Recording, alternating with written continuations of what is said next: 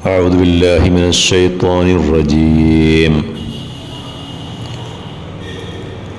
وكم قصمنا من قرية كانت ظالمة فأنشأنا بعدها قوما آخرين فلما أحسوا بأسنا إذا هم منها يركضون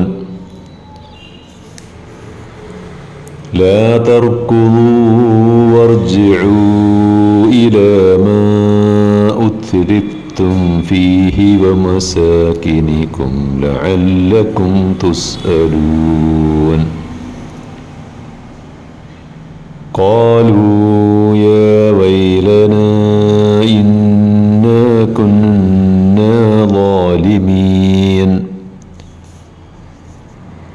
فما زالت تلك دعواهم حتى جعلناهم حصيدا خامدين.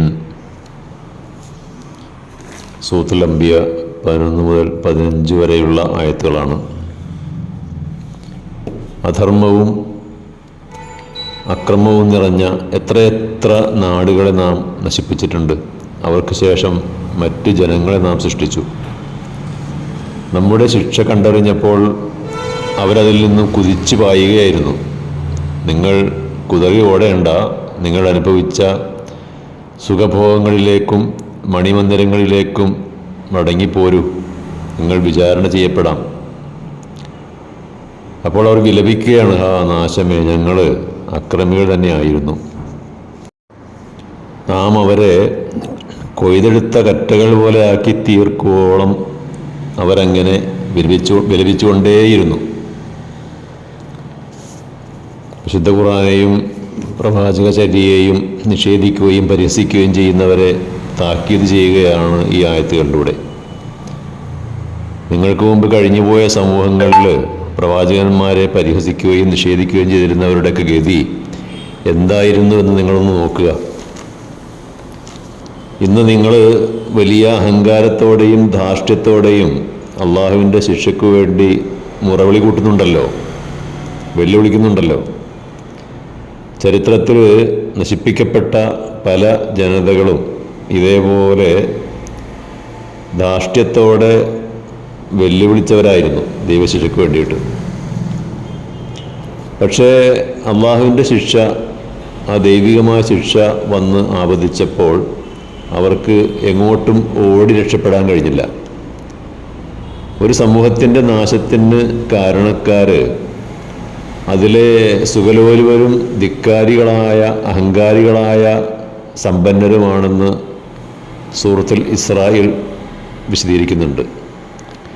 وإذا أردنا أن نهلك قرية أمرنا مترفيها ففسقوا فيها فحق عليها القول فدمرناها تدميرا.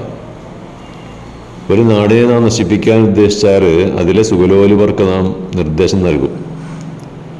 അങ്ങനെ അവർ ധിക്കാരികളാവുകയും തൽഫലമായി ശിക്ഷാവിധി അവരിൽ ആപതിക്കുകയും ചെയ്യുന്നു. അതോടെ ആ നാടിനെ നാം തകർത്ത് നശിപ്പിക്കുന്നു. ഉപഭോഗ സംസ്കാരവും ആർഭാടവും സുഖലോലുപതയും ഒരു നാട്ടിലെ ജനതയെയും അവിടുത്തെ പ്രകൃതിയെയും നശിപ്പിക്കുകയാണ് ചെയ്യുന്നത്. അന്നാട്ടുകാരെ അത് സംസ്കാര ശൂന്യരാക്കുന്നു. അതോടെ അവരുടെ നാശം ഒരു യാഥാർത്ഥ്യമായി തീരുന്നു. ദൈവിക ശിക്ഷ പല രൂപത്തിൽ വന്നു ഭവിക്കാം. പ്രകൃതിക്ഷോഭം, പ്രളയം, ഭൂമികുലുക്കം, പകർച്ചവ്യാധികൾ എന്നിവയിലൂടെയും നാശം സംഭവിക്കാറുണ്ട്. അന്നേരം അലമുറയിട്ട് കരഞ്ഞുകൊണ്ട് യാതൊരു കാര്യവുമില്ല. ഫമാസാലത്തിൽക്ക ദഅ്വാഹും, അവരങ്ങനെ വിലപിച്ചുകൊണ്ടേയിരിക്കും യാതൊരു ഫലവുമില്ലാതെ. ഇത്തരം ദുർവിധികളിൽ അകപ്പെടാതിരിക്കാനാണ് വിശുദ്ധ ഖുർആനും പ്രവാചകനുമൊക്കെ മുന്നറിയിപ്പ് നൽകിയിട്ടുള്ളത്. ആ മുന്നറിയിപ്പുകളെ അവഗണിക്കുന്നവർ നശിക്കാതെ നിർവാഹമില്ലല്ലോ.